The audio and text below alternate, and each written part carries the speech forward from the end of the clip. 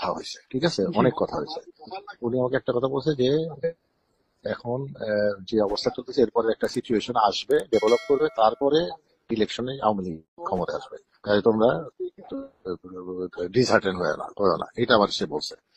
তো এখন ওটা কি মিন করছে এটা আমি মানে অনেক অ্যানালাইসিস আছে এই কথাটার উপরে, অনেক জি। আছে, বাট ওনার এটা মানে মনের কথা।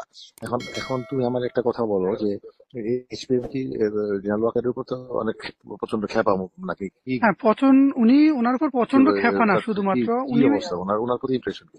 ইমপ্রেশনটা হচ্ছে, আমি ফ্র্যাঙ্কলি স্পিকিং, ইমপ্রেশনটা হচ্ছে আহ, এই যে এক্স প্রাইম মিনিস্টার বা এইচপিএম উনি নিজে আমাকে সরাসরি ভাবে ফোন দিয়েছেন। উনি আসলে বেসিক্যালি 5 তারিখে যাননি, উনি আরো আগে চলে গিয়েছেন। তো উনাকে যেটা, উনি চলে যাওয়ার পরে জেনারেল ওয়াকার কিন্তু বিষয়টা জানতেন না।